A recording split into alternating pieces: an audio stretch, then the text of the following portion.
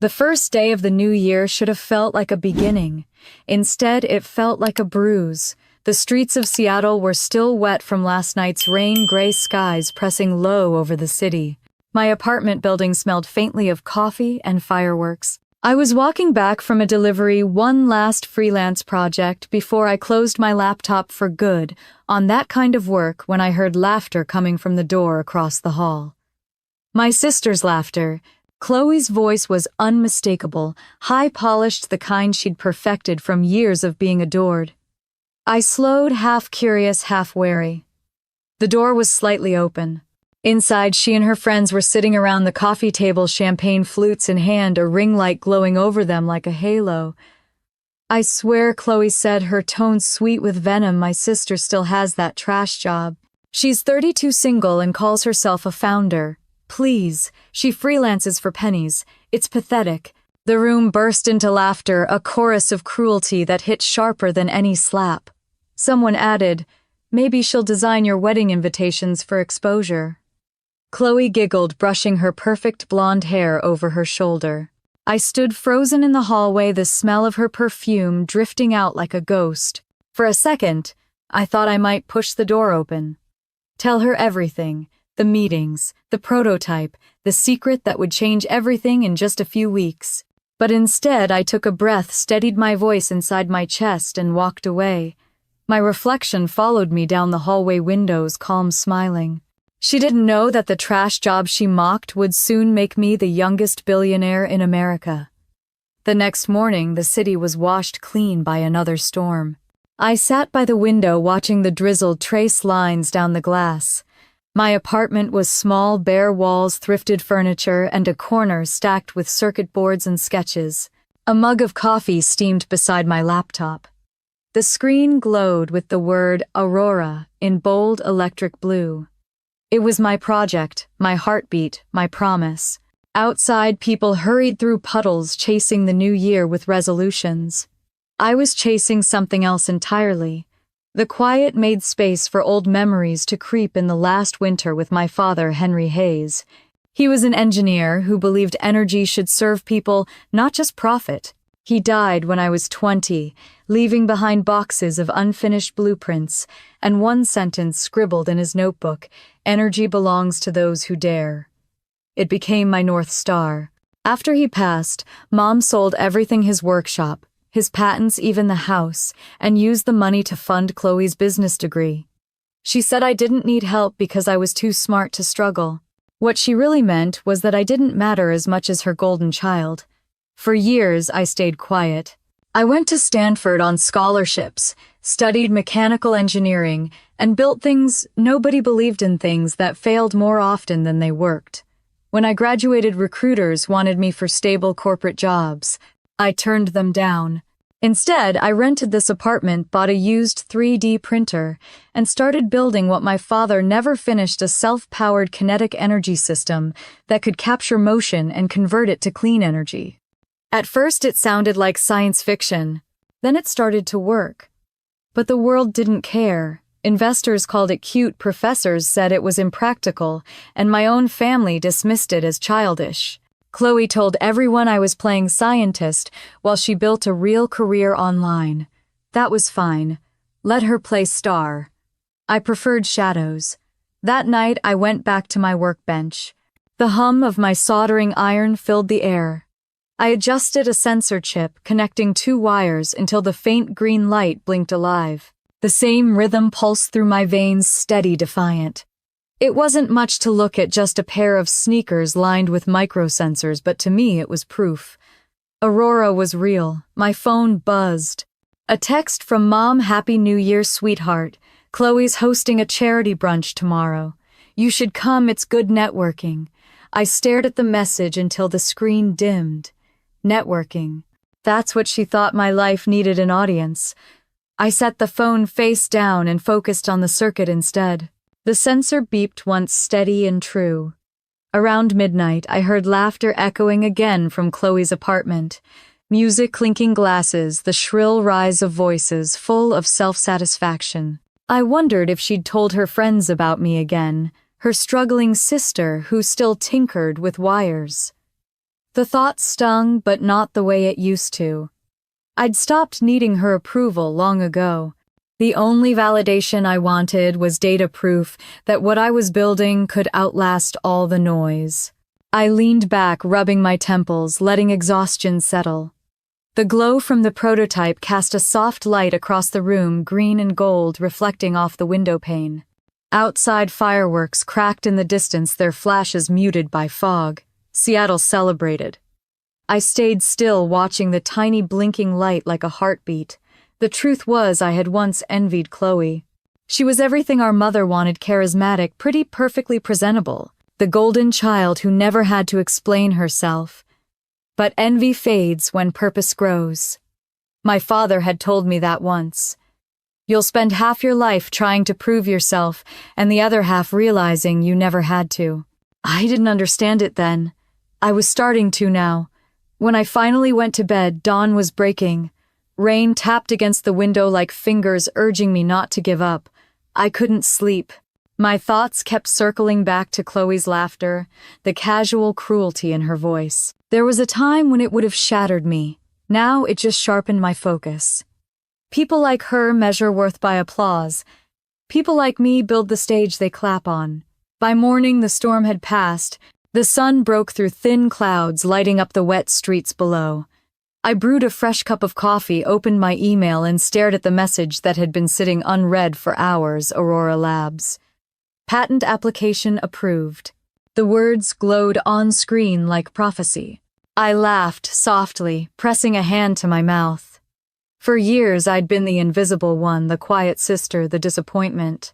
Now I held the seed of something that could change the world.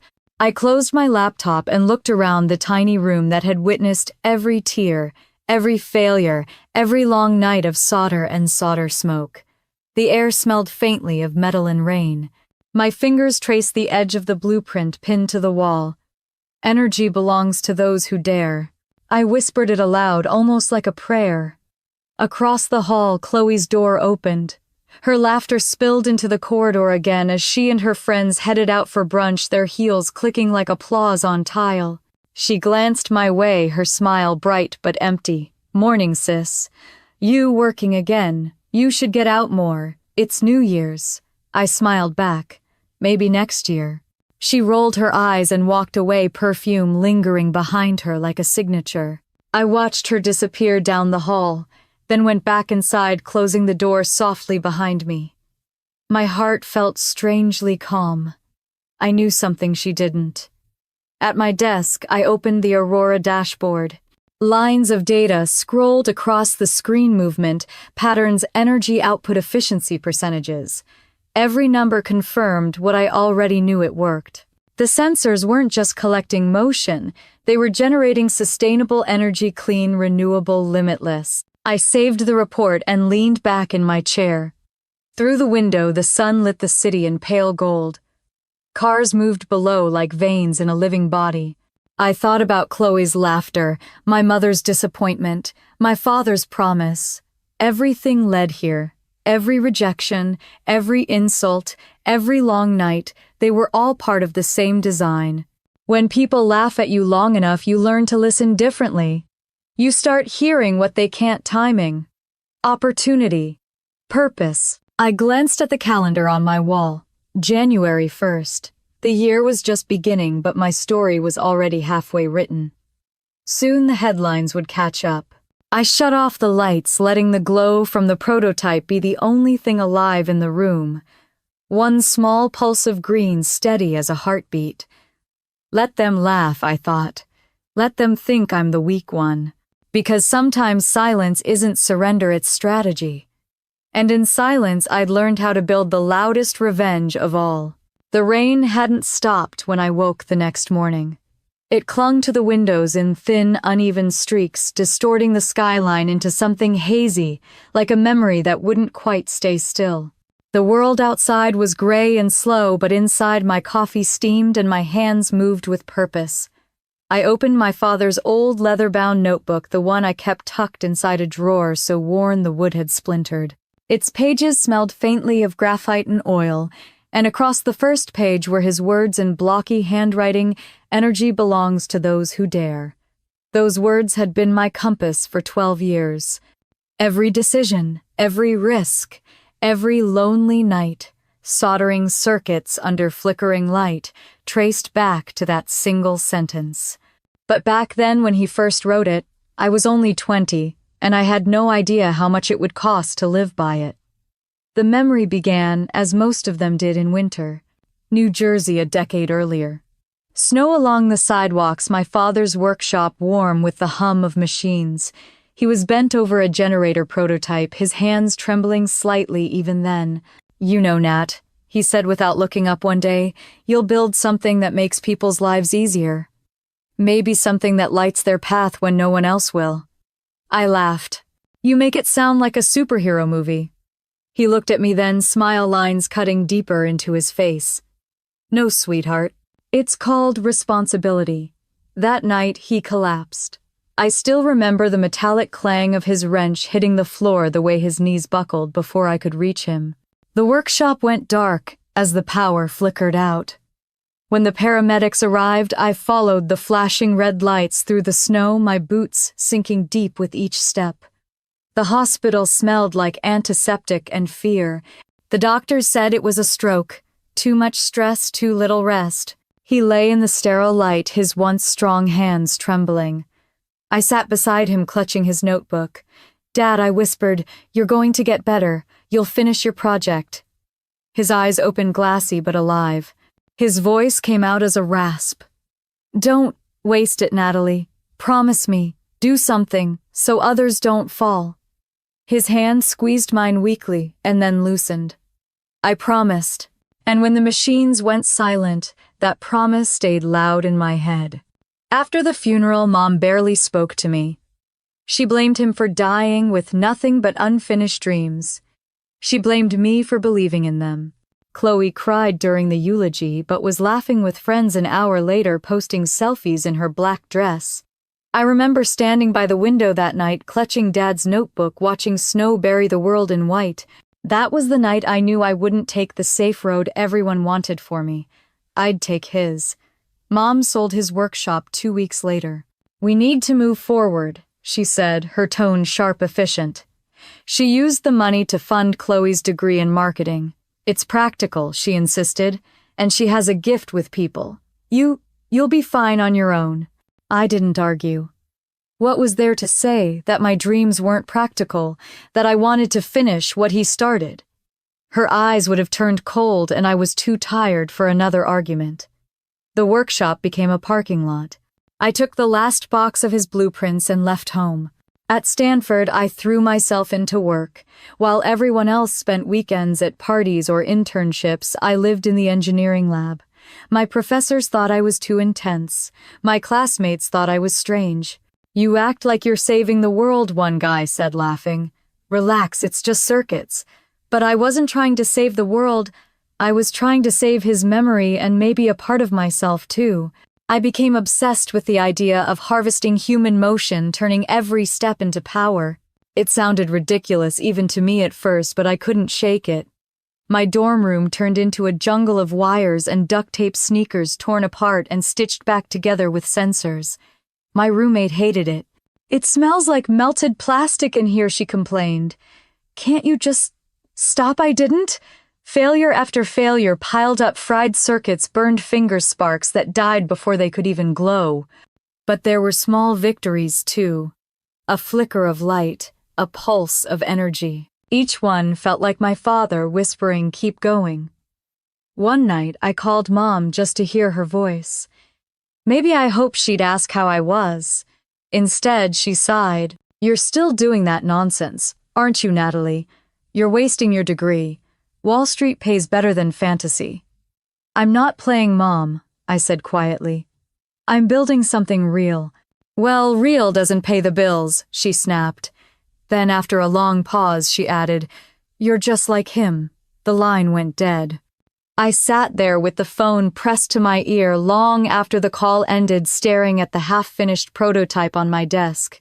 Her words should have hurt, but they didn't. They lit something instead. Weeks later, I finally had a breakthrough. The sensors started producing consistent readings, tiny but real. I strapped them to an old pair of running shoes and walked down the corridor. With every step, the graph on my laptop spiked. It worked. The energy loop was alive. I laughed out loud, startling a student passing by. He looked at me like I was crazy, but I didn't care. For the first time since Dad's death, the silence inside me cracked open into something hopeful. The next morning, I printed out the data charts, taped them to my dorm wall, and wrote above them in permanent marker, Aurora. After graduation, recruiters flooded our inboxes with job offers, consulting firms, energy corporations, defense companies. I deleted them all. Instead, I packed my laptop, Dad's notebook, and those same worn-out sneakers, and took a one-way bus to Seattle. The city was cold, crowded, but it felt alive. I rented a small apartment above an old garage, its rent low enough to be suspicious. I didn't care. I set up a folding table, unpacked my tools, and got to work. Every sound, the buzz of fluorescent lights, the rattle of pipes became part of my rhythm. Sometimes late at night I'd hear laughter drifting from nearby apartments, echoes of people who belonged to a world I had stepped out of. I'd sit by the window soldering another wire, whispering to myself, "Stay small now, shine later." A few months and my funds dried up. I lived off instant noodles and determination. When I couldn't afford rent, I took odd freelance jobs designing tiny energy modules for startups who barely paid. Mom didn't know. Chloe didn't ask. Then one morning, I got an email from an old classmate, MIT Energy Conference, Startup Pitch Program. Apply today. I stared at the screen for an hour. The application fee was almost everything I had left. I clicked submit. When the acceptance came 2 weeks later, I nearly cried. I had a chance, a real one. I called Mom, heart pounding. "Mom, I'm presenting at MIT. It's huge." Her reply was flat. "You don't need another science fair ribbon. You need stability." I hung up before she could finish. That night I opened Dad's notebook again. On the last page his handwriting had faded, but I could still make out the words, "Energy belongs to those who dare." I whispered it aloud. The air seemed to pulse around me. That was the moment I decided. If the world thought I was chasing childish dreams, then I would build something so undeniable they'd have to grow up to see it. I stayed up till dawn perfecting my slides, running the data models, building my case. The next day, I bought a cheap blazer from Goodwill and borrowed heels from my neighbor. When I stood in front of the mirror, I didn't see the invisible girl anymore. I saw a woman on the edge of something. The morning light, now in Seattle, felt similar, cold, determined, sharp. I ran my fingers over the old notebook again and closed it carefully. 12 years ago, I promised my father I'd build something that mattered. I didn't know it would cost family dinners, birthdays, and love. I didn't know silence could hurt as much as it could heal. But promises are like seeds. They take time, they demand patience, and they bloom when you least expect. I looked at the prototype on my desk, still blinking green. Somewhere deep inside, I felt it, the faint hum of faith coming back to life. The day would come when my family would see it, when the world would see it. But that day wasn't about revenge. It was about keeping a promise. And promises, I had learned, are stronger than blood. The garage smelled like solder and rain. It was the kind of smell that clung to your clothes, your hair, your lungs, until you couldn't tell where the metal ended and you began. I had been living there for almost a year, surrounded by stacks of wire spools, half-assembled circuit boards, and takeout boxes that had become furniture. Every morning I brewed cheap coffee, tied my hair back, and whispered the same mantra to myself before switching on the fluorescent lights one more day. Seattle was a city of dreamers, and failures both wore the same tired expression. I walked the streets among them, feeling invisible, my mind half here, half inside the sketches in my notebook. Every night I came back to the garage, sat on the cold concrete floor, and stared at my unfinished prototype. Aurora was my entire life compressed into one small blinking promise. The first weeks felt almost holy. I woke early, worked until dawn, convinced that if I just kept pushing, success would come. But success didn't come, it ignored me completely. I sent pitch decks to 20 investors, "Only 3, replied all, with polite rejections. One said, "Your idea sounds like a toy for fitness influencers, not a scalable product." Another wrote, "Interesting concept, but not commercially viable." The third one simply said no.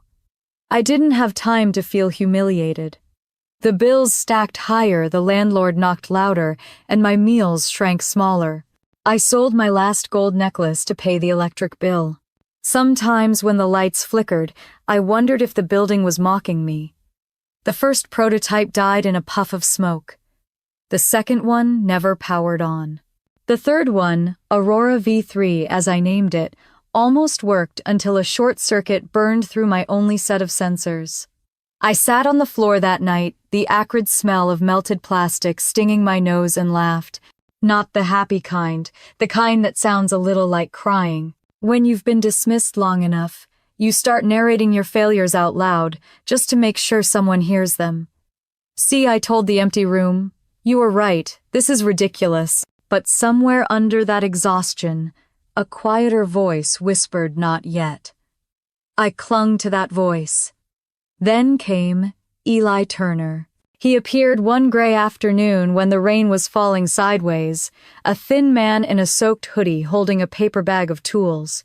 I thought he was lost. "Are you Natalie Hayes?" he asked, his voice tentative. I nodded slowly. "Who's asking?" he grinned awkwardly. "I'm Eli. Robotics grad student at UW. I saw your open source demo post, the one about kinetic energy harvesting.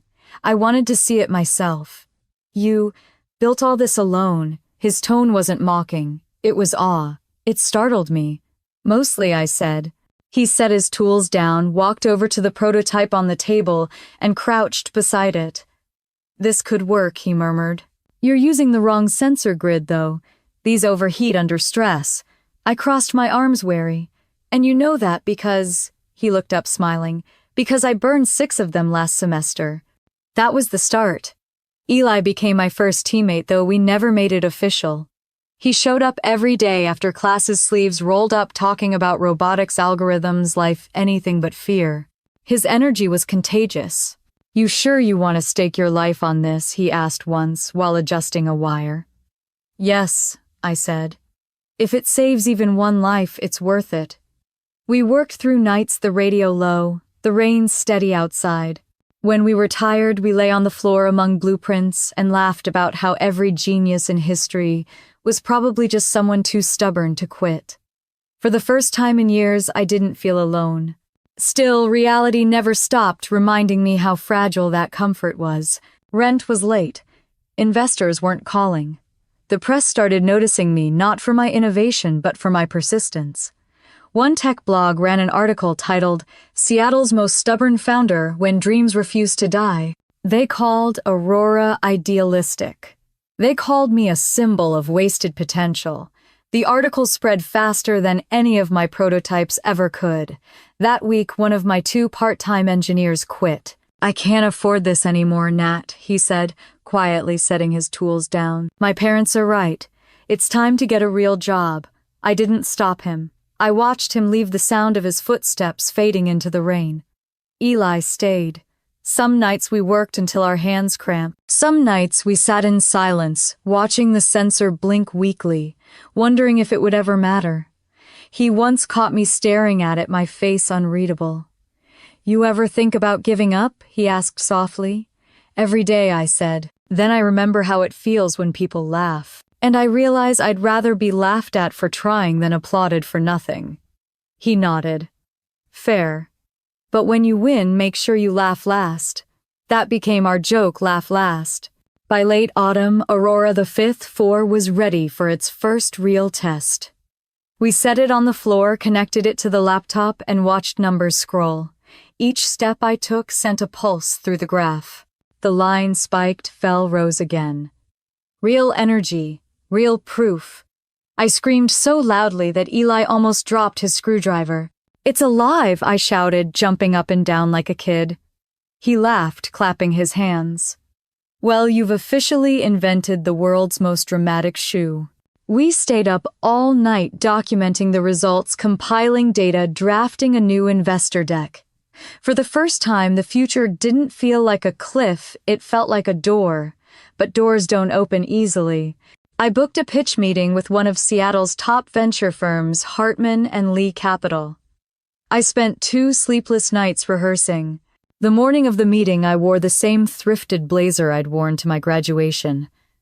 The receptionist barely looked up as I entered the glass building that smelled like money. Inside the boardroom, the partners sat lined up behind gleaming laptops. I presented for 20 minutes data vision impact.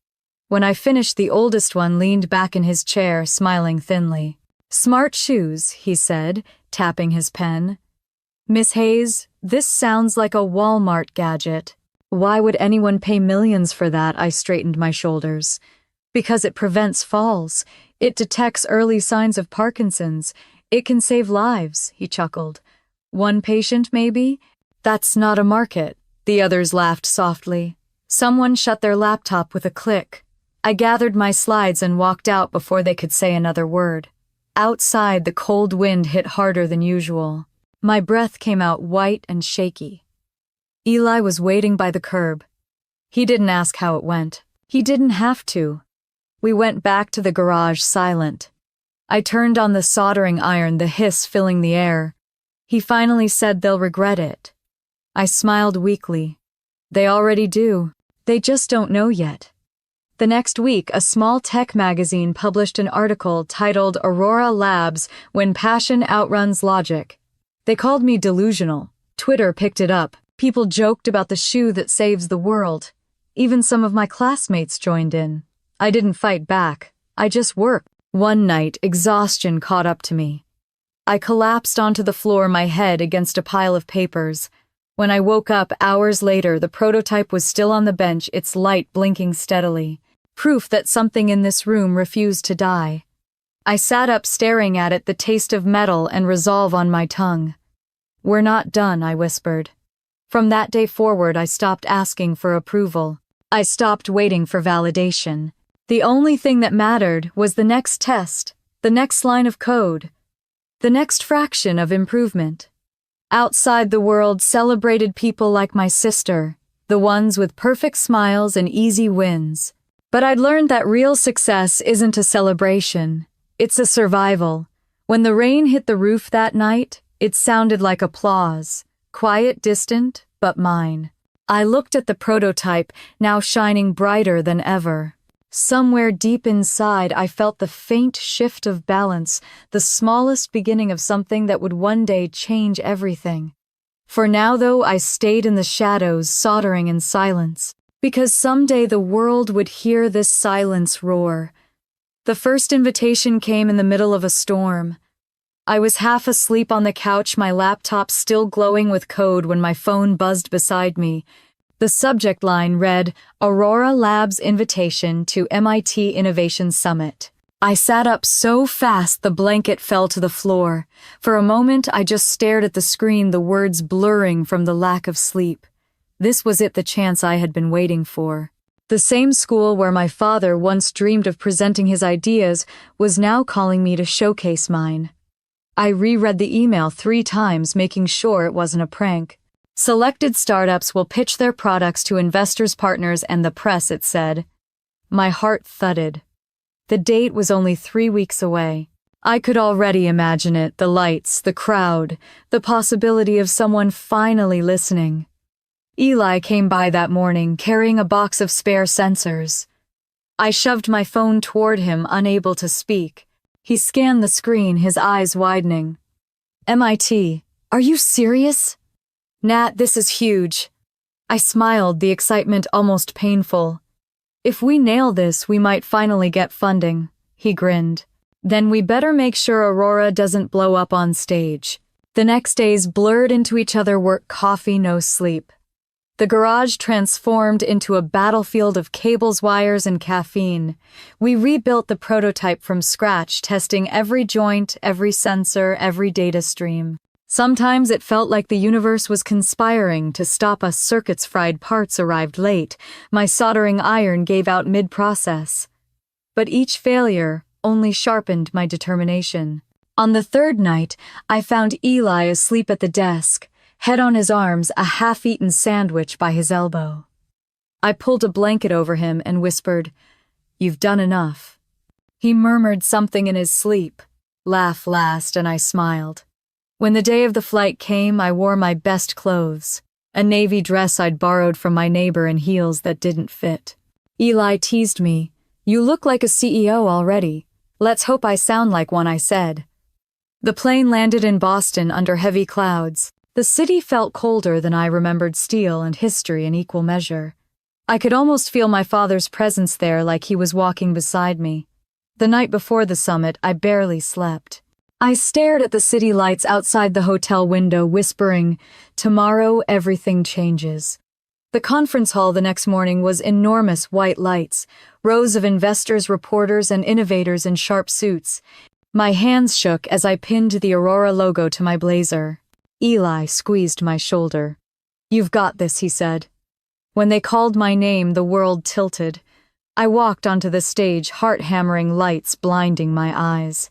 A panel of 5 investors sat in front, stone-faced. Behind them, a crowd of hundreds waited. I started my pitch. "Good morning. My name is Natalie Hayes, and this," I lifted the sleek black sneakers, "is Aurora, a system that captures human motion and turns it into sustainable energy. Every step, every movement becomes power." The slides lit up behind me, showing graphs, early tests, and success stories from pilot users. For a few minutes, everything felt perfect. I could almost hear my father whispering, "Energy belongs to those who dare." But then one of the investors interrupted. "Miss Hayes, how do you expect to scale this? Footwear isn't exactly an untapped market." "I understand," I replied, my voice steadier than I felt. "But Aurora isn't just footwear. It's wearable energy. Hospitals, elder care, even remote communities can benefit." He cut me off again. "Hospitals, are you implying these shoes will diagnose diseases too?"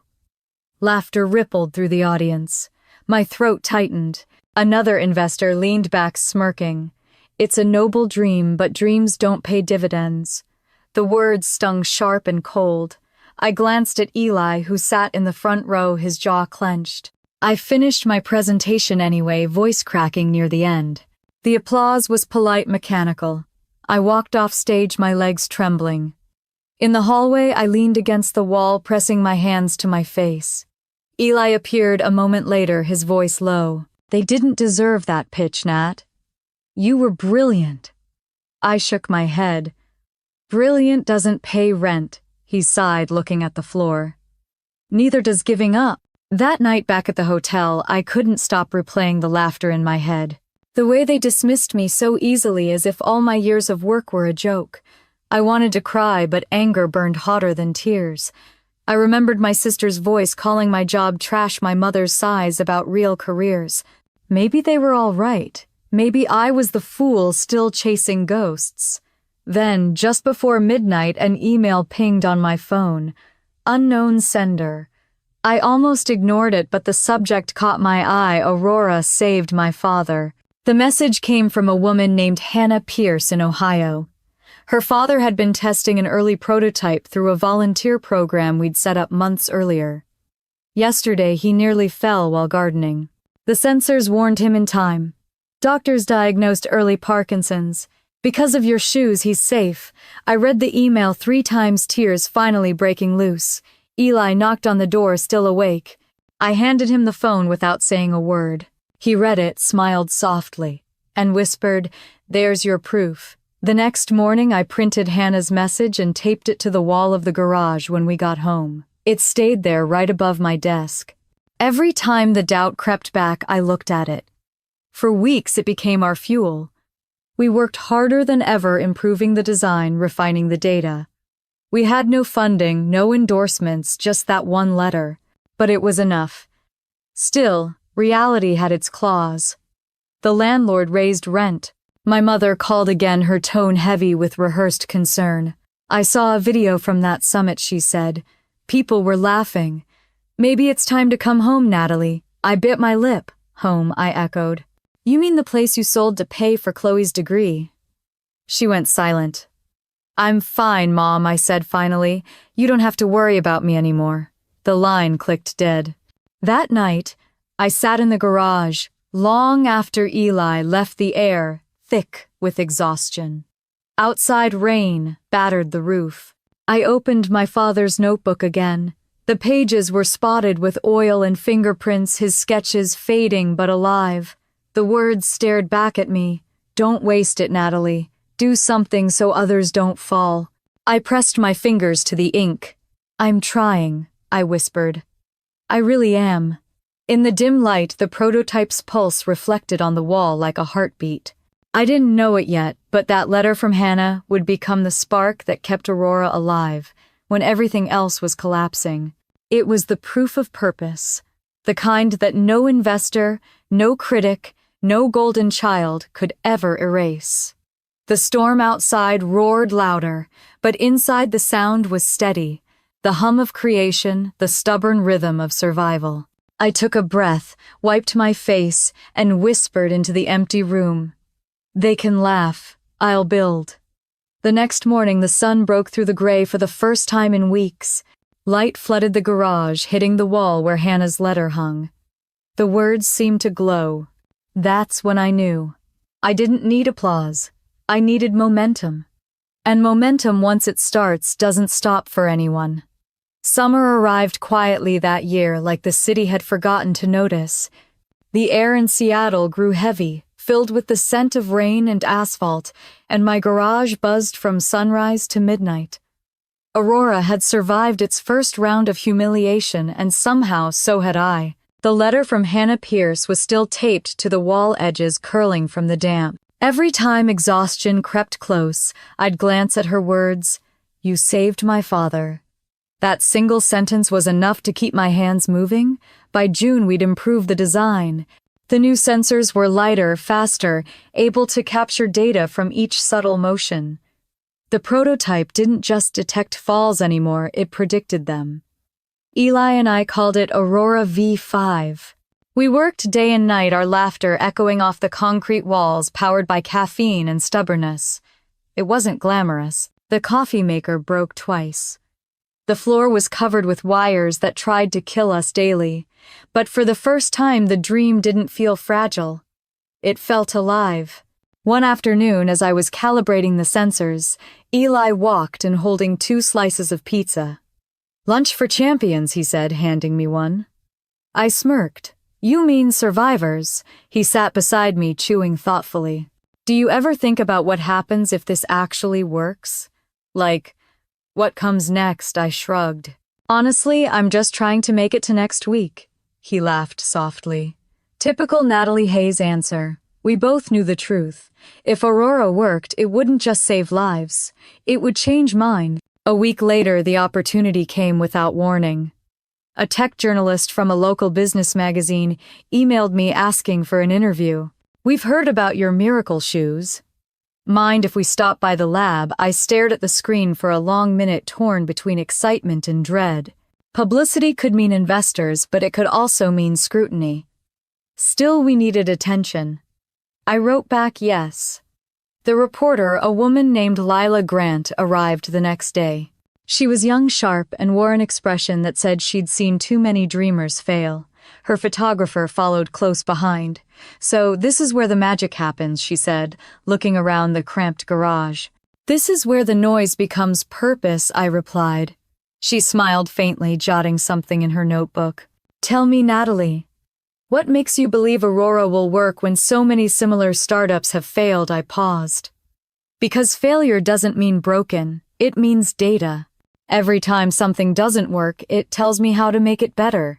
The photographer snapped a picture just then, me, standing under the single hanging bulb holding the black sneakers glowing faintly green from the embedded lights.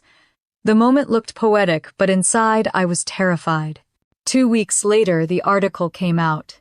The headline read, "The Woman Who Thinks Shoes Can Save the World." It wasn't meant to be flattering. The tone was skeptical, playful, even mocking in places. But the photo, me holding the sneaker's eyes, fear spread online faster than the words. People started sharing it, some with laughter, some with admiration. For the first time, Aurora wasn't invisible, and neither was I. Emails started coming in small investors, local health groups, tech enthusiasts. A few wanted to test the shoes for relatives with Parkinson's. I said yes to all of them. Each test mattered more than any promise of funding. But as attention grew, so did pressure. The data servers crashed twice in 1 week. Eli barely slept. I burned through my savings to replace parts. At night, the garage filled with the low hum of exhaustion. Still, I kept repeating the same words my father had once told me: energy belongs to those who dare. Then came the call from home. I was tightening a wire when my phone buzzed. Mom's voice came through, clipped and disapproving. "I saw your picture in the paper," she said. "You look tired. You should think about getting a real job before you embarrass yourself." I felt my chest tighten. "It's not a joke, Mom. Aurora is helping people," she sighed. "Helping Natalie, please." "You're wasting your time. Chloe's firm just closed its biggest deal of the year. That's success." Of course she mentioned Chloe. She always did. My younger sister, the golden child, the one who never failed publicly. I forced my tone steady. "I'm happy for her," I said. "Well, Mom," replied her voice, softening just enough to sting, "we can't all be dreamers." When the call ended, I stood there, staring at the wall until the silence turned heavy. Eli found me like that. "Bad news?" he asked. "Family?" I said. "They still think I'm playing," he smiled sadly. "Then we'll make it impossible for them to ignore you." That became our mission. By late summer, the data from our field tests looked incredible. Early Parkinson's detection accuracy had doubled. Hospitals began to show interest. I could almost feel the tide turning. Until the night, everything caught fire, figuratively and almost literally. We were testing the newest prototype when one of the power converters overheated. The room filled with the smell of smoke. Eli yanked the power cord while I grabbed the fire extinguisher. When the hiss cleared, the prototype lay blackened on the table. We stood there, panting, faces streaked with soot. Eli broke the silence. "We might have to rebuild from scratch." I wiped sweat from my forehead. "Then we rebuild. Again." He looked at me, eyes shining with exhaustion. "Do you ever stop?" "No," I said quietly. "Because if I stop, they win." He didn't ask who they were. He didn't have to. The next morning, the magazine that had mocked me published a follow-up. This time, the tone had shifted. Aurora Labs shows promise after early trials. Investors began reaching out again, hesitant, cautious, but curious. One of them was a venture firm from New York, Kensington Ventures. The same firm that had once ignored my emails now wanted a meeting. When I told Mom, she laughed softly. "You're meeting real investors. Well, maybe you're growing up after all." "I'm not growing up," I said. "I'm proving you wrong." That silenced her. The meeting was scheduled for mid-September. For a week, I practiced every line, every data point, every projection. Eli helped me refine the pitch deck until it gleamed. The day arrived bright and sharp. I wore the same navy dress, but this time I felt different. Stronger. The glass doors of Kensington Ventures reflected my face, older, calmer, unafraid. Inside, the boardroom buzzed with quiet energy. The partners listened, asked questions, took notes. When I finished, the lead investor, a woman named Victoria Lee, smiled faintly. "Miss Hayes, this is one of the most disciplined prototypes we've seen this year. We're interested, but we'll need due diligence." It wasn't a yes, but it wasn't a no. It was hope. Eli and I walked out into the afternoon sun, dazed. So he said, "Are you ready for this?" I smiled, my throat tight with emotion. "I've been ready since the day they called it stupid." We celebrated with takeout noodles and cheap champagne in paper cups. For the first time, I allowed myself to believe the worst was over. That night before sleeping, I looked again at Hannah's letter. The ink had faded slightly, but the meaning hadn't. I pressed my palm to it, whispering, "We're close now." Outside, the city lights shimmered like constellations. Somewhere across the country, my mother was probably bragging about Chloe's promotion. That was fine. Let her. Soon she'd have to remember my name too. I didn't want revenge. Not yet. What I wanted was proof that the promise I made to my father was worth every sacrifice. The hum of the machines filled the garage again, steady and familiar. I turned off the lights, watching the glow of the new Aurora prototype pulse in the dark. It blinked once, twice, then settled into a rhythm. Like a heartbeat, like mine. Tomorrow would bring more battles, more laughter, more doubt. But tonight I let myself whisper the words that had carried me this far. They called it trash once. One day, it'll power the world. Autumn came early that year, brushing the city with a chill that slipped through the cracks of the garage door. The air smelled of wet concrete and burned circuits. I had spent the last few weeks living in a haze of caffeine, hope, and fear. Kensington Ventures had promised a second meeting, a due diligence session. They called it a chance for their analysts to verify Aurora's potential. If we passed, it meant funding. If we failed, it meant the end. Every day felt like a test. Eli handled the software calibration while I obsessed over the hardware. We rebuilt everything cleaner, wiring faster data transmission, stronger batteries. I barely slept running diagnostics through the night. My hands were blistered, my eyes constantly stinging from the fumes of solder. But exhaustion felt like a luxury I couldn't afford. One morning I found Eli asleep at the workbench, face pressed to his notebook. I draped a jacket over his shoulders and looked around the garage. The walls were lined with sketches, equations, newspaper clippings.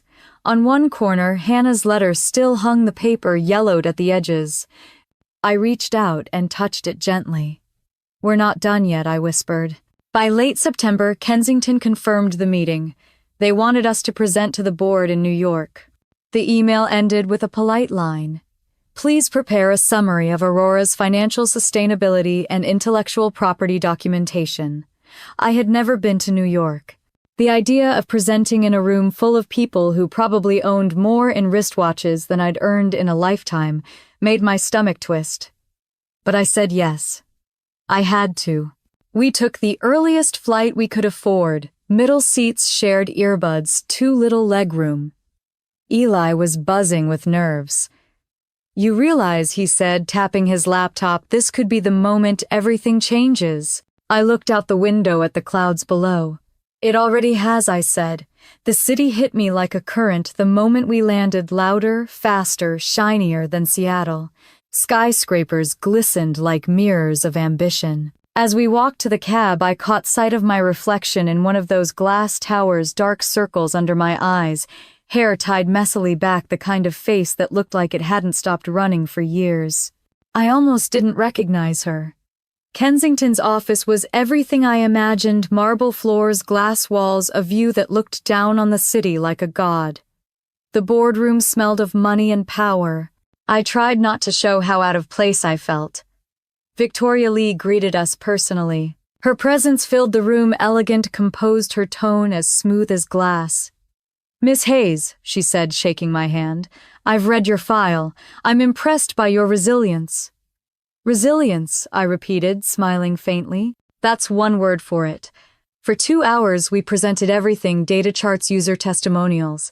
I spoke about Aurora's purpose, about fall prevention, about transforming movement into energy. The analysts asked questions, sharp and relentless. At one point, one of them leaned forward. "You've turned down several acquisition offers from smaller firms already," he said. Why, I hesitated.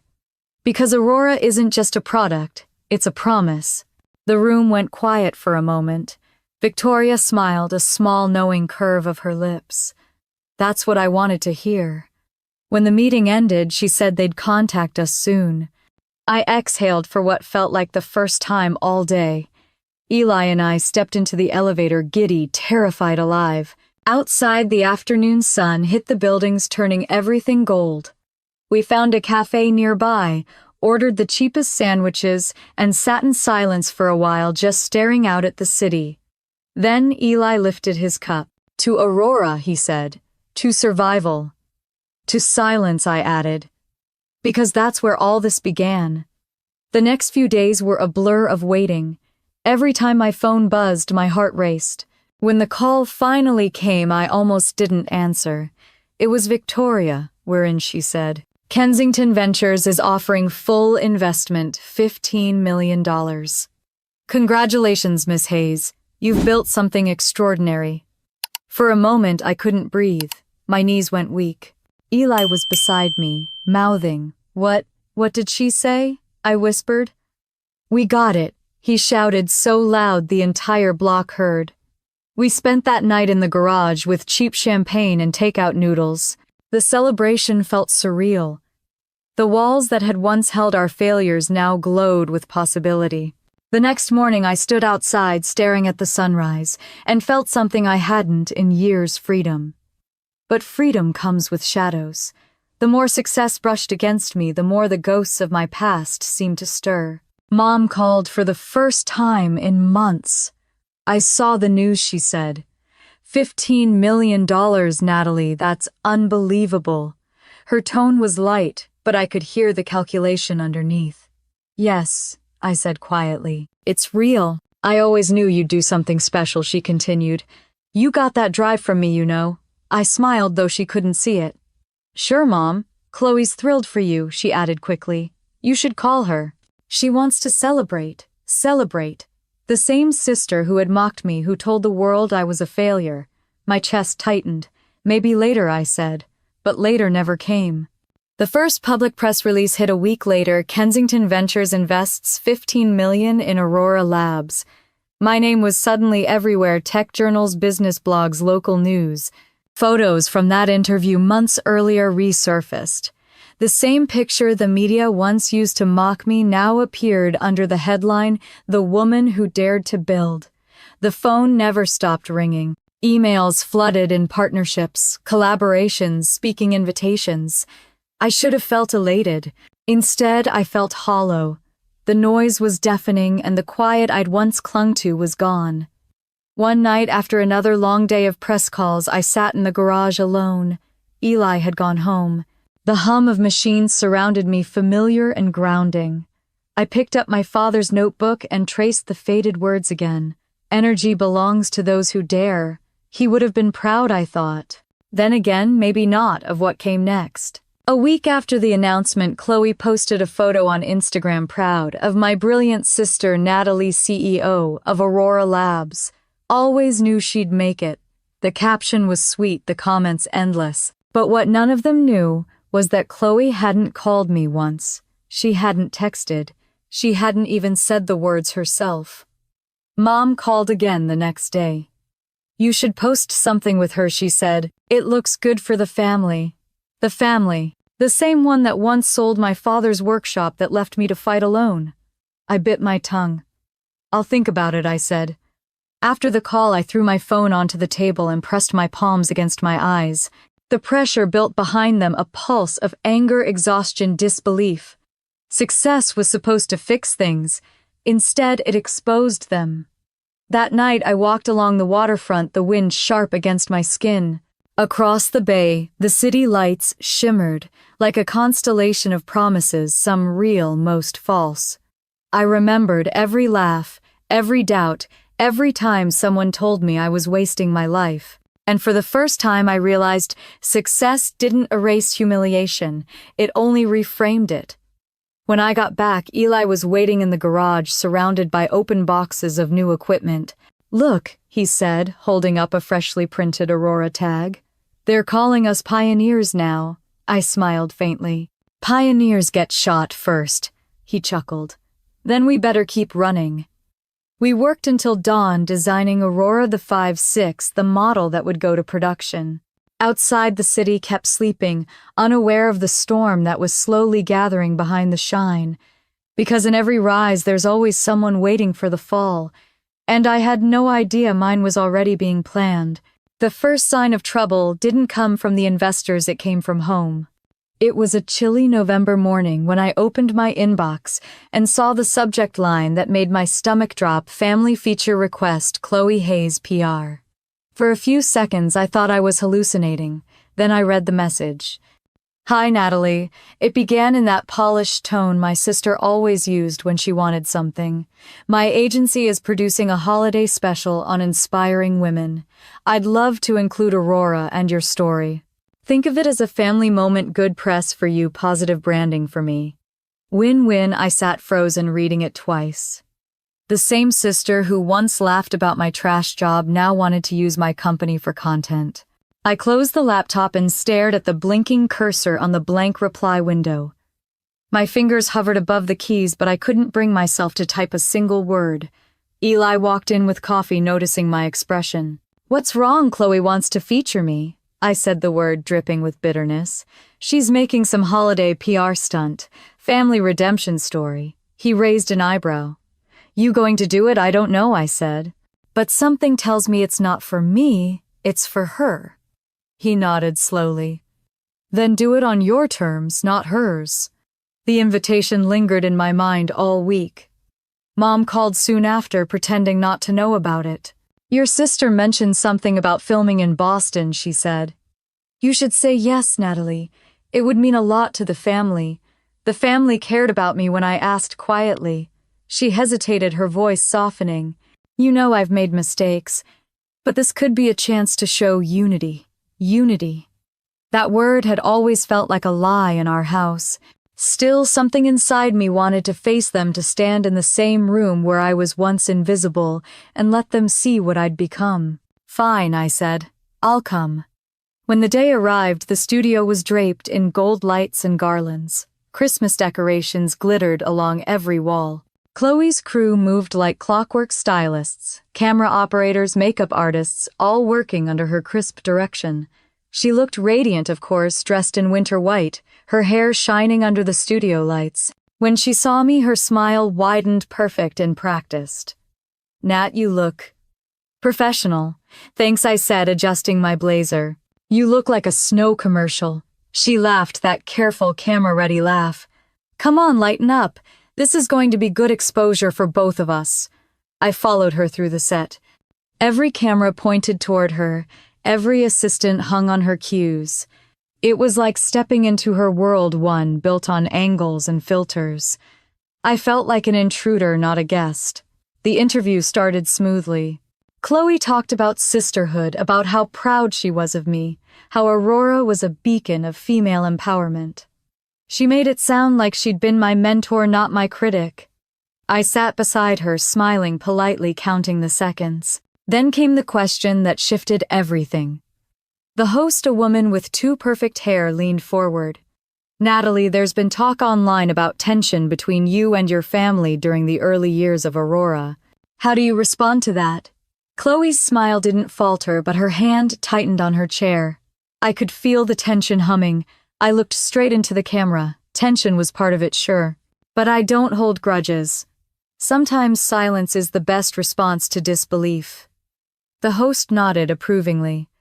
Chloe added quickly, "And that's why I've always encouraged Natalie to dream big, even when it seemed impossible." I turned to her. "Encouraged me." The words slipped out before I could stop them. She blinked, her smile stiffening. "Of course. I mean, I might have teased you a little, but sisters do that." The crew chuckled awkwardly.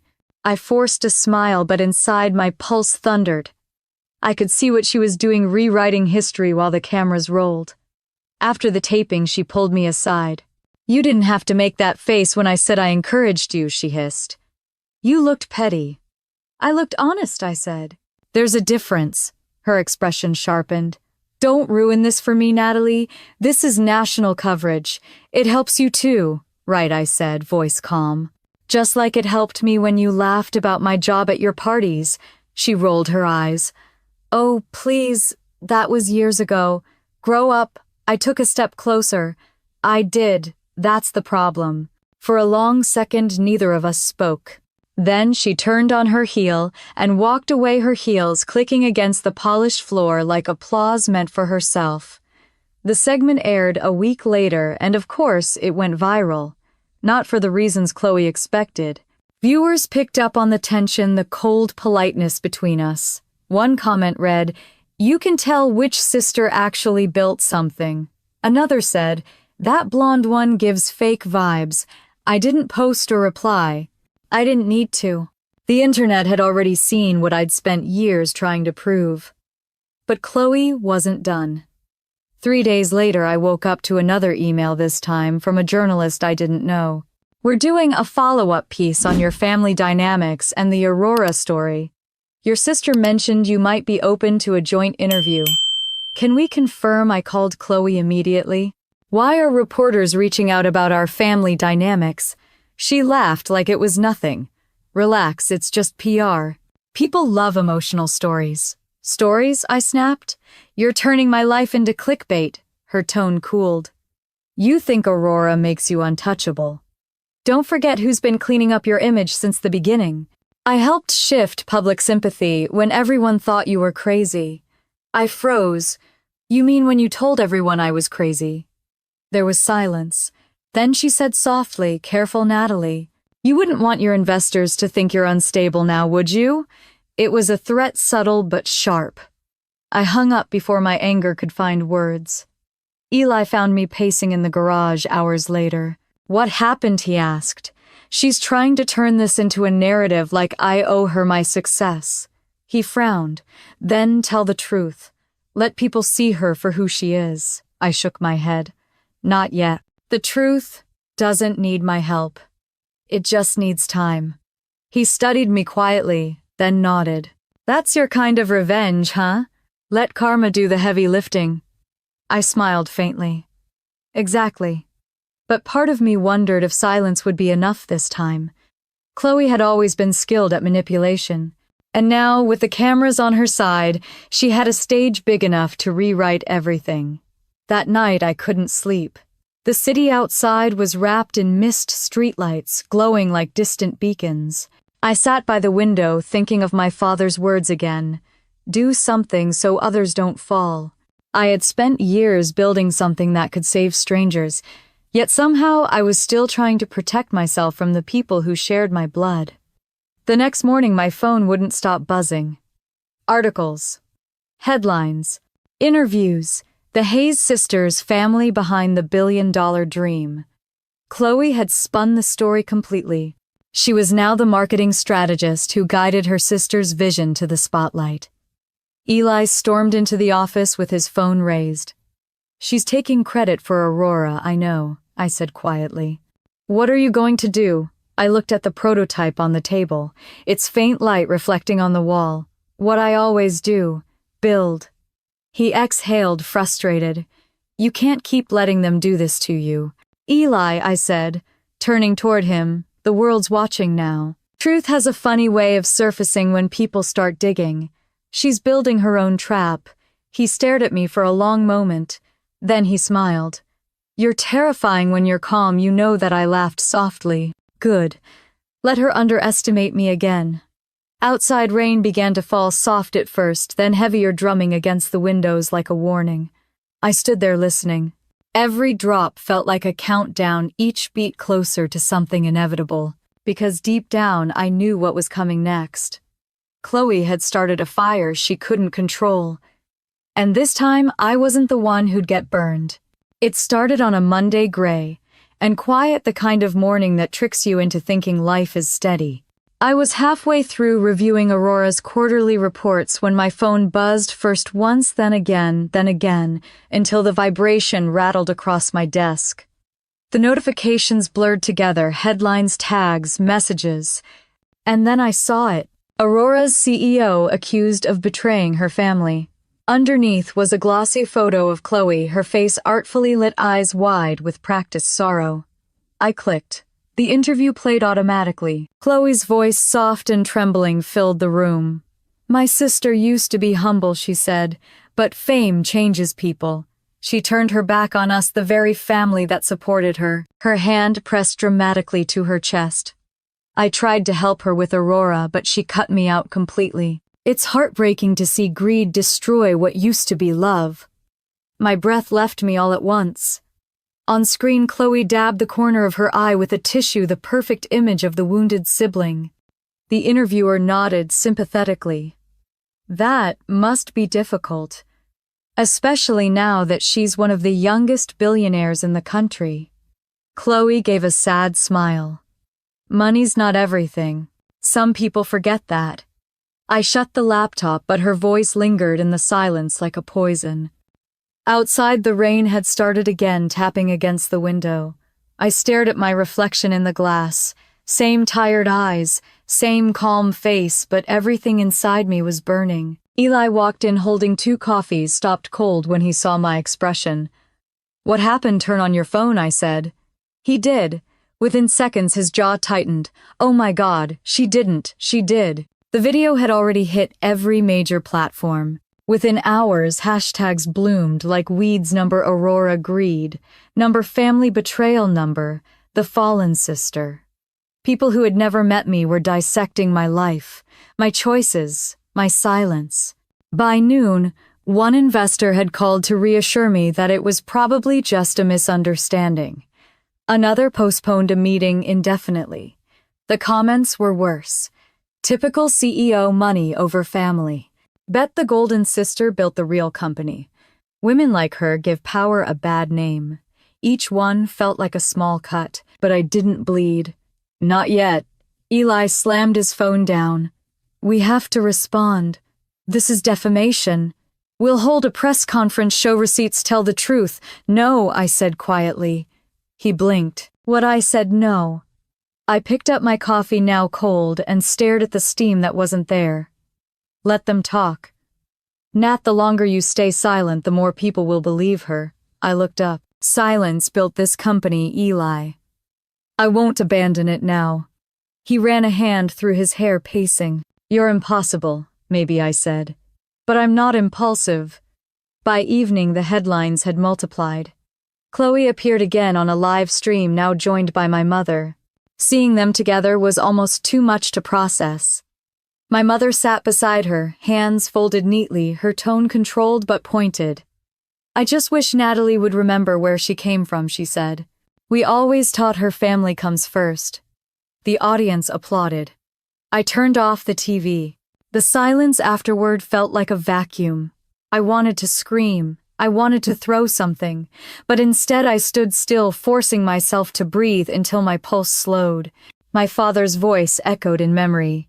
"Energy belongs to those who dare." Maybe that meant daring to hold still when the world demanded reaction. At midnight, I drafted a statement but didn't send it. Instead, I opened Hannah Pierce's letter again.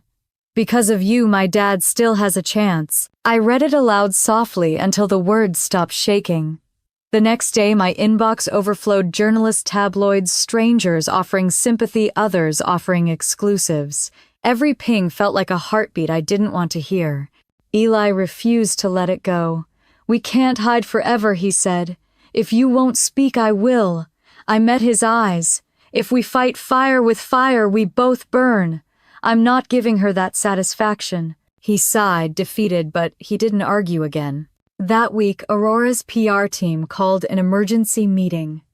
The conference room was tense, every screen flashing headlines. One of the younger analysts shifted nervously. "Public sentiment's turning fast. If this continues, we'll lose investor confidence." "I understand," I said. "So what's the plan?" "Do our jobs," I said simply. "We keep building. We let truth find its way." The analyst frowned, clearly unconvinced, but didn't press further. That night, I found myself driving aimlessly through the city. The streets glistened with rain, the red lights stretching long and soft across the asphalt. I ended up at the marina where the water lapped quietly against the docks. I sat there watching the dark waves, feeling something in me shift. Let them think I was weak. Let them laugh. They'd done it before. The next morning, I woke to another surprise. Aurora's official Twitter account had been tagged in a thread. A journalist had begun investigating Chloe's claims. "Something doesn't add up," he wrote. "Records show no business affiliation between Aurora Labs and Chloe Hayes, PR." I stared at the screen, then exhaled. The first crack in her story. By the end of the day, more followed. Screenshots of Chloe's agency pitching exclusive family stories. A leaked email showing my mother negotiating an appearance fee for that interview. The internet turned swift and merciless. The same accounts that called me greedy were now calling me gracious. Turns out the betrayed sister was cashing checks from the drama. Karma doesn't knock its storms in uninvited. Eli barged into the garage, grinning for the first time in days. "You see this? They're tearing her apart," I nodded slowly. "I told you, fire burns itself out," he laughed, shaking his head. "You're terrifyingly calm about this." "Because I've been here before," I said. "They laugh first, we laugh last." For the first time, the garage felt light again. We turned the music up, finished assembling a new prototype, and sent the results to our partners. I didn't mention Chloe again. 2 days later, she posted a public apology, or what passed for one. "I only wanted to share my side," she wrote. "I didn't expect people to twist my words. The comments were brutal. The sympathy she'd milked now turned into mockery." Mom stayed silent, but the absence of her defense spoke volumes. That weekend I walked to the pier again. The rain had stopped, leaving the air clean and still.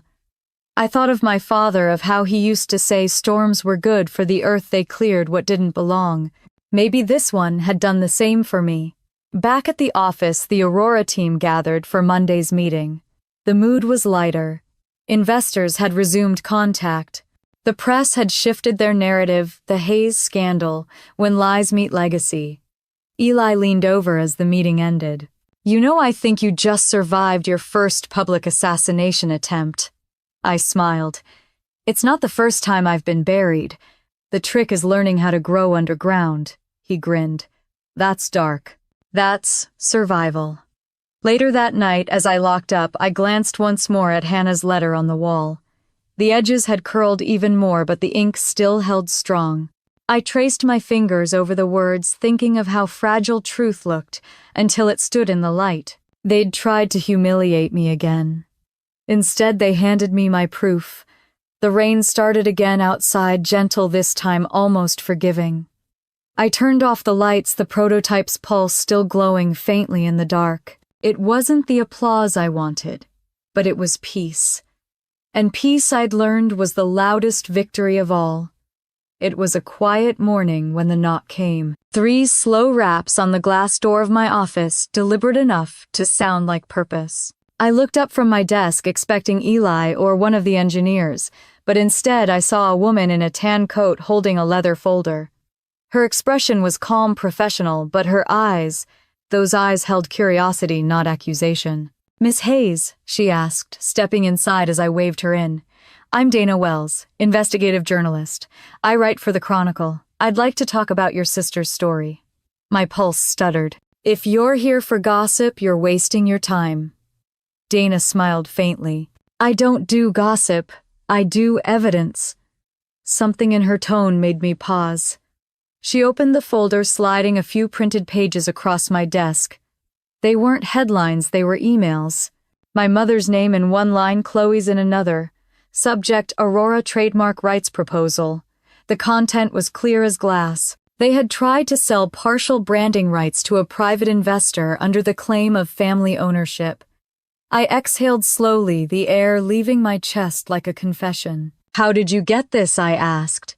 "I have sources," she said. "But what matters is what you want to do with it. I'm running a piece. A fair one. I want your side truth, not spin." For a long moment I just stared at her, weighing silence against exposure. "You'll tell it exactly as it happened." "I will," she promised. Then I nodded. "Okay, let's talk." We spoke for 2 hours. I told her everything: the years in the garage, the failures, the laughter I endured, the promise I made to my father. She listened carefully, her pen moving fast, but never breaking eye contact. When I finished, she closed the notebook softly. "You didn't build a company," she said. "You built faith." I didn't answer. I couldn't. When Dana left, I felt lighter than I had in months. Not triumphant, just relieved. The truth finally had a voice. 2 days later, the article hit. The Chronicle inside Aurora Labs: How One Woman Built Hope from Humiliation. The headline alone stopped me cold. It wasn't just another story, it was the story. Photos of my garage days filled the page. My hands soldering circuits, The blinking prototype, the single note on my wall. Energy belongs to those who dare. The article detailed every rejection, every sacrifice, every lie told against me. And at the end, Dana wrote, Aurora Labs is not just a company, it's a mirror held up to resilience. By noon, the internet had turned upside down. The same feeds that had cheered my downfall were now screaming my defense. The number Justice for Natalie trended for hours. Comments poured in. Finally, someone told her story. The real innovator here. Karma never misses. I didn't post anything. I didn't have to. By evening, Chloe's name began trending too, but not kindly. Screenshots of her emails leaked. Threads revealed payment negotiations between her PR team and online tabloids. Someone found the clip of her crying on television and slowed it down frame by frame until the performance cracked. The next morning, the news cycle belonged to me again. This time not as a villain, but as the woman who kept quiet until the world found her truth. Eli burst into my office waving his phone. You're everywhere, CNBC just quoted The Chronicle. They called you the woman who turned silence into strategy. I laughed softly. That's one way to describe survival. He grinned. And Chloe will be fine, I said. People like her always find new mirrors. But even as I said it, I knew something had shifted. Later that afternoon, my mother called. I hesitated before answering, half ready for anger, but her voice was small, almost unfamiliar. Natalie, I saw the article. I'm sure you did, I said quietly. There was a long pause, then a sigh. I misjudged you. I thought practicality was protection. I didn't see you were building something stronger. I didn't know what to say. For once her words carried no edge, only regret. I was wrong, she continued. I only hope someday you'll forgive me. My throat tightened. You don't need my forgiveness, Mom. You just need to stop choosing the wrong people to believe in. She exhaled softly. I started too late. But I'm trying. We said goodbye without saying goodbye. The next morning I woke to a message from the Chronicle's editor, prepare for national coverage. CNN, Bloomberg, Forbes, they all picked it up. The phrase Aurora effect became shorthand for perseverance under pressure. Chloe, on the other hand, went dark. Her agency released a short statement blaming miscommunication. Sponsors pulled out. Within a week, her online store shuttered. Dana called me again a few days later. You know, she said, this piece isn't just about you. It's about what happens when truth outlasts spin. I smiled. Truth always does. It just needs patience, she chuckled, and a little courage. After the call, I walked outside into the Seattle wind. It carried the smell of rain and the promise of closure. I thought about the girl I was years ago, the one sitting in the dark with a broken prototype and a cracked voice whispering one more day. That girl wouldn't recognize this version of me, but she built her wire by wire. That afternoon, I received an invitation to speak at a global innovation summit. The subject line read, Turning Failure into Fuel. I stared at it for a long time before accepting. On the flight to San Francisco, I scrolled through my phone past the headlines, past the interviews until I reached one photo, my father standing in his workshop, holding the blueprint of his unfinished design. I smiled, pressing the screen. We made it, Dad, I whispered. The conference was held in a massive auditorium overlooking the bay. Rows of faces stared up at me as I took the stage. My palms were damp, my heart steady. I spent years chasing approval. I began trying to prove I wasn't a mistake. But sometimes the world doesn't need your explanations. It needs your endurance. The audience was silent. My sister once said I was wasting my life, I continued, and for a while I believed her. But dreams that survive humiliation aren't fragile, they're unstoppable. Applause rose, growing into thunder. I smiled not for pride, but for release. That night, as the plane carried me home, I looked out at the clouds glowing under the moonlight. Somewhere below, cities pulsed with life. Somewhere Chloe was facing hers. And somewhere my mother was probably rereading the article she once would have called nonsense. When I landed, the first message waiting on my phone wasn't from a journalist or an investor. It was from Hannah Pierce. "Congratulations. My dad's still walking every morning. He tells everyone he helped inspire the billion-dollar woman." I laughed through tears. "Tell him he's right." That evening, I returned to the garage, not the real one, but the preserved part of it now displayed in Aurora's new headquarters. The old workbench, the broken soldering iron, even the cracked mug I used to drink from. It was all there behind glass. I stood in front of it for a long time, watching my reflection blend with my past. Then I whispered, "We did it without shouting, didn't we?" The hum of the lights answered back. Outside, the city glittered with December frost. Revenge had never been the plan. But justice, that had always been waiting. And now it was mine. The morning sun poured through the glass walls of Aurora's new headquarters, painting the polished floors in gold. The city stretched beyond my window, San Francisco bold, and awake breathing opportunity. A year ago, the garage had been my whole world. Now a skyline reflected my name. I stood in front of the mirror in my office, adjusting my blazer before the biggest meeting of my career. Eli was already waiting downstairs, rehearsing numbers one last time, probably tapping his foot like he always did when he was nervous. On the desk beside me lay a folder stamped with the words, Metasphere Technologies, Global Partnership Agreement. The number inside still looked unreal. $3 billion. I took a breath and smiled. "Okay, Dad," I whispered. "Let's make this count." When I entered the boardroom, the air buzzed with anticipation. Representatives from Metasphere were seated around the long table, their suits sharp, their pens lined neatly beside identical water bottles. Cameras from financial media waited just outside. Eli gave me a small nod. "Ready as I'll ever be," I said. The CEO of Metasphere, a composed man in his 50s named Richard Hand, stood to greet me. "Miss Hayes," he said warmly. "Aurora's technology is revolutionary. We're honored to take this step forward with you." We shook hands as flashes from the photographers outside lit the glass walls. I thought of every rejection email, every sneer, every night soldering wires by myself in the cold. And now here I was, signing a deal that would take Aurora to every hospital and clinic across the globe. As the final signatures dried, applause filled the room. Eli exhaled audibly beside me. "That's it," he said, his grin wide. "You just changed healthcare." "Not just healthcare," I said softly. "Lives." Outside the boardroom, a crowd of reporters had gathered. I faced them with the same calm I'd learned through years of being doubted. One voice shouted over the rest, "Natalie, what does this deal mean for you personally?" I paused. "It means silence pays off," I said with a small smile. "You don't have to shout to be heard, you just have to keep building." The cameras clicked like rain on metal. I turned and walked back into the elevator, the hum of applause fading behind me. That evening, Aurora hosted a small celebration on the rooftop.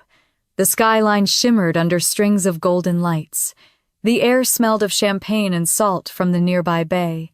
My team mingled, laughing freely for the first time in months. Eli approached holding 2 glasses. "To Aurora," he said, handing me one. "And to the girl who turned silence into an empire." I clinked my glass against his. "To the garage that started it all." We drank quietly, the moment heavier than words.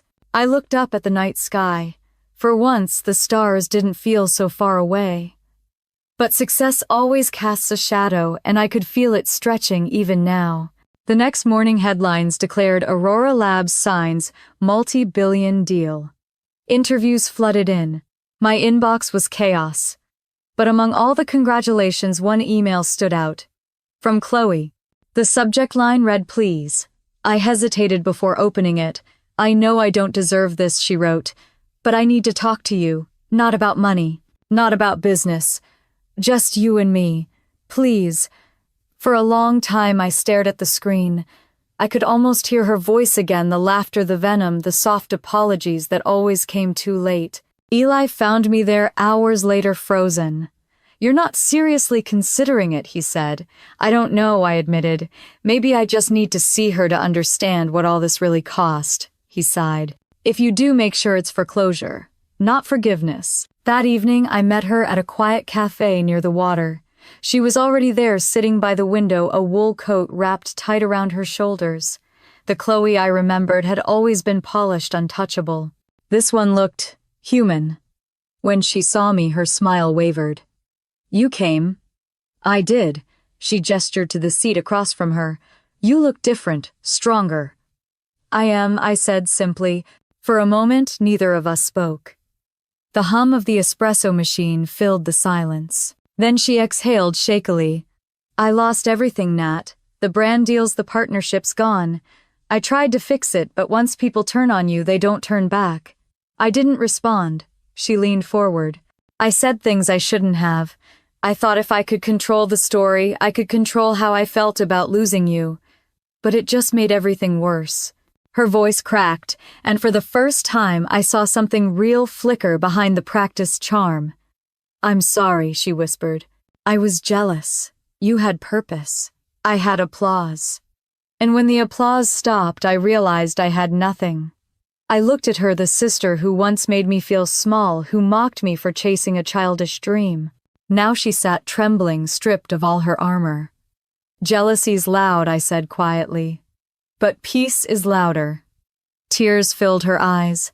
Can we ever start over? I wanted to say no, to walk away and let her live in the echo of what she'd done. But instead, I sighed. Starting over isn't about forgetting Chloe. It's about not needing the apology anymore. She nodded slowly, the truth landing heavier than either of us expected. You really did build something good, she said. Dad would be proud. I smiled faintly. He already is. When we stood to leave, she reached out and hugged me. It wasn't the warm embrace of forgiveness, it was something softer, uncertain, fragile. But it was a beginning. Later that night, I returned to my apartment overlooking the bay.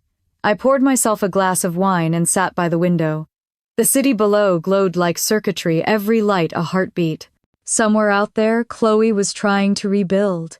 Somewhere else, Mom was probably watching the news, seeing the daughter she once dismissed being called a visionary. I took a long sip and smiled to myself. Not out of triumph, but relief. The next morning, I arrived at the office early. The team was already bustling, new contracts, new labs, new beginnings. But my focus wasn't on expansion, it was on legacy. I gathered everyone in the conference room and said, we're creating a foundation, scholarships for young women in engineering. We'll call it the Hayes Initiative. Eli raised an eyebrow. You're really doing it? Yes, I said. Because this story isn't just mine anymore. As they clapped, I caught my reflection in the glass wall. For a moment, I saw the younger me, the girl sitting in a cold garage soldering wires with blistered hands. She looked back at me proud. By evening, the media had caught wind of the foundation. Headlines shifted again. Billionaire CEO turns pain into purpose. That night, I stood alone on the balcony of my apartment, watching the waves crash against the rocks below. My phone buzzed with new messages, but I ignored them. The only sound I wanted was the rhythm of the ocean. Eli texted me once before midnight. Still awake? Always, I replied. A moment later, another text came. You did it, Nat. You proved them all wrong. I stared at the screen, then typed back, no, I proved myself right. When I set the phone down, the city was quiet. The lights flickered on the water, steady and endless. This was what victory felt like, not noise, not applause, but peace, earned one hard breath at a time. Tomorrow, the world would call it success. I knew better. It was justice. Winter rolled in quietly that year, the kind of cold that didn't bite but lingered, whispering through the glass like memory. I stood on the terrace of my new home in Santa Barbara overlooking the Pacific. The sky was the color of pale gold, and the waves below moved with slow, deliberate grace. It still felt unreal sometimes that this peace belonged to me, that after years of scraping by in a freezing garage, this was where I'd landed. Inside, sunlight pooled across the marble floor. The walls were lined with framed letters from patients' families and doctors around the world. They called them Aurora stories. I never hung awards or magazine covers, just those letters. One from a grandmother in Oregon. Because of your technology, I can dance with my grandson again. Another from a young man in Spain. Your work saved my mother's life. They were proof that Aurora wasn't just a company, it was a promise fulfilled. That morning, I was preparing for a meeting with the foundation board when my mother arrived. I hadn't seen her in nearly a year. She stepped out of the car, slowly clutching a small gift bag. Her hair was streaked with silver now, her movements careful, almost timid. "Natalie," she said softly when she saw me, her voice carrying a kind of tremor I didn't recognize. "Mom," I said, stepping forward. "You found the place." Her eyes swept across the house, the ocean behind it, and then back to me. "It's beautiful," she said. "Peaceful. You always loved the sea." I did. For a moment, neither of us spoke. Then she handed me the bag. Inside was an old photograph me at 10 years old, standing in the driveway beside my father's workbench, holding a tangle of wires and grinning proudly. Behind us, he had one hand on my shoulder, laughing. "I found it when I was cleaning out the attic," she said. "He always said you saw the world differently." I think I finally understand what he meant. My throat tightened. "Thank you." She hesitated, then looked out toward the water. "I read your interviews," she said quietly. "About the foundation, the partnership, everything. I'm proud of you, Natalie, truly proud." For years I'd imagined hearing those words, but now that they were here, they didn't ignite triumph. They brought something gentler, closure. I smiled faintly. "I'm glad you came." She nodded, her eyes glistening. "I just wish I'd believed in you sooner." "You can believe in me now," I said. "That's enough." We stood in silence, the sound of the waves filling the space between us. Then she exhaled, shaky but sincere. "Chloe told me she's working again. Small projects consulting. She's trying to start over." "I know," I said. "She called last week." A shadow passed over my mother's face. "She's not well, not emotionally. I think she's realizing what she lost." I looked toward the horizon. Some lessons have to be learned in silence. Mom nodded slowly, as if she understood. When she left later that afternoon, she hugged me tightly. "You've done more than I ever dreamed possible," she whispered. "I hope you'll forgive the woman I used to be." "I already did," I said. That night, the house was quiet again. The sky outside was streaked with silver clouds, the ocean turning black under the moon. I sat by the fireplace with a cup of tea and thought about the strange symmetry of it all. Once I'd built in the dark, waiting for the world to notice. Now I built in the light, and the world was still watching, but this time it wasn't to laugh. The next day, I received a letter addressed by hand, no return address, just my name. I opened it carefully. The handwriting was shaky, but familiar. "Natalie, I'm not asking for anything. I just wanted to say thank you for meeting me, for not hating me, for letting me start again. I don't know what peace feels like yet, but I'm trying to find it. You once said silence is strength. I'm learning that now. Love, Chloe." I read it twice, then folded it gently and placed it beside the others on my wall. The edges fluttered in the ocean breeze from the open window. For the first time, I didn't feel anger when I thought of her. Only a quiet kind of empathy. Later that week, the Hayes Foundation launched its first scholarship recipients. We hosted the event in Aurora's atrium, a vast space of glass and light filled with young engineers, dreamers, and innovators. I walked onto the stage, the applause washing over me like a tide. I spoke about the power of failure, about how dreams aren't born in applause but in defiance. I was called naive, I said. I was told I was wasting my time, that ambition was arrogance. But I learned something important. When people laugh at your vision, it means they're too afraid to see it clearly. The crowd was silent, listening. "And if you ever doubt yourself," I added, "remember that every innovation starts as someone's foolish idea. Be foolish. Be relentless." Afterward, a young woman approached me, maybe 22, nervous but glowing. "Miss Hayes," she said, "your story, It saved me. I was about to give up on my project, but now I think maybe it's worth trying again. I smiled and took her hand. It always is. When the event ended, Eli found me near the stairs, a glass of sparkling water in his hand. You realize he said you've become the person you needed when you started. I laughed softly. Maybe that's the real success story. He raised his glass. To building what others can stand on. We clinked glasses, and I looked around at the crowd. Students, engineers, investors, families, all gathered under one roof, built from everything I once dreamed in secret. The noise of laughter and conversation echoed off the walls, alive and bright. After the event, I stayed behind walking the empty halls. Aurora's symbol, a soft blue pulse of light, glowed faintly on the glass doors. I touched it as I passed, a gesture of gratitude. Every hum of the building felt like the echo of the garage that birthed it. When I stepped outside, the air was cool and fragrant with salt. The parking lot was empty except for one car, the same old sedan my father used to drive, now long gone but vivid in memory.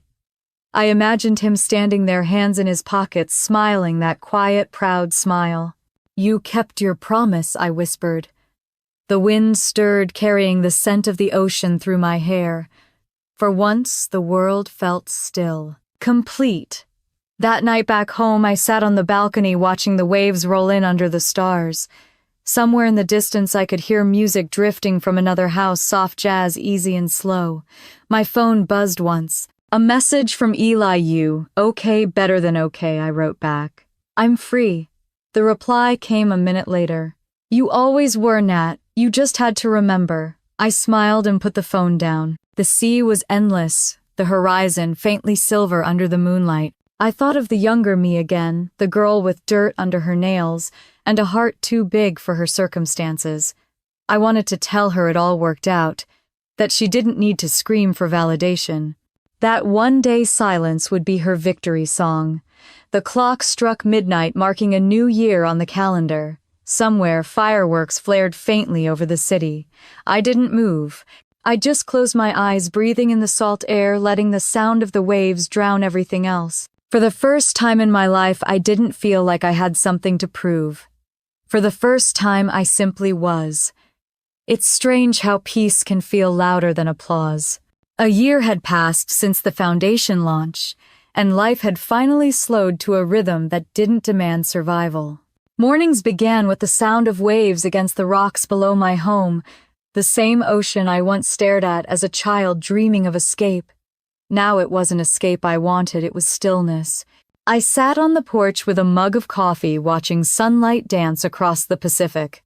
My laptop was open beside me, a half-finished letter glowing on the screen. It wasn't for investors or press, it was for me, for the girl I used to be, the one who thought being invisible meant being worthless. The words came slowly. "You were never small. You were just surrounded by people who couldn't see big things until they were finished." The soft chime of my phone broke the quiet. A text from Eli. "You ready for tonight?" I smiled. Tonight was Aurora's 10-year anniversary gala, a celebration of the company that had once been mocked as a trash job. The event would be live-streamed, globally hosted at the new research wing named after my father, the Thomas Hayes Innovation Center.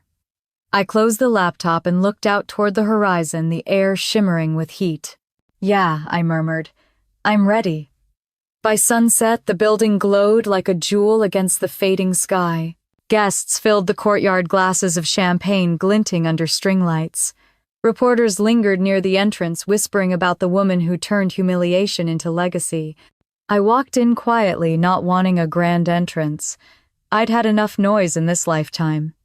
Inside, a video looped on a massive screen, old photos from the garage, footage of the early prototypes, the first hospital tests. My younger self appeared for a moment, hair tied back, eyes fierce despite exhaustion.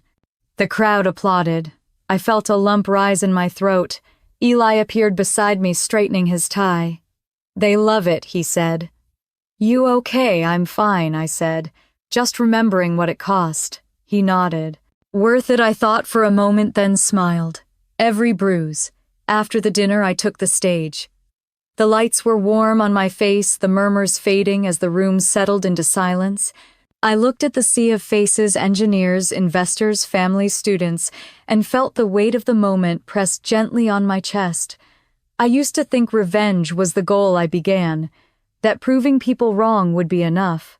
But standing here tonight, I realized something else. It was never about them. It was about becoming the person who didn't need their approval anymore. The room was still, the kind of stillness that listens. When I started Aurora, all I had was a promise to my father to build something that would keep others from falling. What I didn't know then was that every failure, every laugh, every betrayal was shaping me to keep that promise. Applause rippled softly through the room, rising like a wave. I let it fade before continuing. People ask me what success feels like. I said, "It feels like sitting in silence after years of noise. It feels like peace that no one can take from you." When I stepped off the stage, the applause followed me out into the courtyard. The night air was cool, scented with jasmine and salt. I stood by the railing looking down at the sea of lights below. That's when I saw her, Chloe. She was standing near the edge of the crowd, hesitant, half in shadow. Our eyes met across the courtyard. She lifted a hand, uncertain, almost asking permission to approach. I nodded once. She crossed the distance, slowly, her heels clicking against the stone. "You were incredible," she said, voice low. "I almost didn't come." "I'm glad you did," I said. For a long moment we stood in silence. Then she looked toward the horizon. "You really did it, Nat. You built something that matters." I smiled. "So can you if you stop trying to fix the past and start building something new." She nodded. "I'm trying." The wind lifted strands of her hair. For the first time in years, her face wasn't hiding behind a mask. It was just human. "I wanted to thank you," she said softly, "for not destroying me when you could have." "I didn't need to," I said. "Life handled that for both of us." She laughed, a small, honest sound. "You always were the quiet one." "And you always needed an audience," I said. Her smile faltered for a second, then returned, humble this time. Maybe that's why we needed each other. We stood there, not as rivals, not even as sisters, trying to make peace, just two women who had finally stopped running from their reflections. When she left later that night, I didn't feel anger or triumph, only gratitude that the war between us was finally over. After the gala, I drove down to the beach. The air smelled of salt and cedar, the moon slicing silver paths across the water. I took off my heels and walked along the sand, the cold waves licking at my ankles. I thought about the journey, the Christmas dinner where I'd first swallowed my pride, the long nights soldering circuits, the betrayals, the headlines, the silence that became my armor. Every scar had led me here. Every humiliation had been a stepping stone. When I reached the end of the pier, I sat down, the wood damp beneath me, and pulled out my phone. Messages flooded the screen. Congratulations, praise, media requests. But one caught my eye. It was from Hannah Pierce, the first woman who'd ever written to thank me. "Dear Natalie, Dad's still walking every morning. He says Aurora gave him his second life, but I think you gave him his first real chance. We'll never forget what you did. Congratulations on everything, you deserve all of it." Tears blurred the screen. I looked out at the dark horizon, whispering into the wind, "That's all I ever wanted." I stayed there until the stars thickened overhead. Somewhere in the distance, I could hear the faint sound of laughter drifting from the gala. But I didn't go back. I didn't need to. The noise was for them. The peace was for me. As the tide came in, I whispered one last thought to the sea. "You were right, Dad. Energy belongs to those who dare." And I finally understood what he meant. Because daring hadn't just built a company, it had built me. The waves rose and fell steady and eternal. I closed my eyes and let the sound wash through me. Tomorrow would bring headlines, meetings, and expectations. But tonight I had everything that mattered. The ocean, the stars, the quiet. I smiled, whispering into the wind, to every woman who's ever been told her dream was foolish, keep going. Let them laugh. One day your silence will be the loudest sound they've ever heard. The surf broke against the rocks, scattering silver spray into the night. I stood, brushed the sand from my hands, and walked back toward the lights of the city heart. Steady footsteps, sure. And as the wind carried the scent of salt and victory behind me, I knew this wasn't an ending. It was the beginning of something even greater. Something that didn't need revenge to shine. Just truth, just peace, just me. If you've ever had someone doubt you or laugh at what you believed in, tell me your story. I'd love to hear it. Maybe your silence will change the world too. And if it does, promise me one thing: don't forget to breathe when you finally win.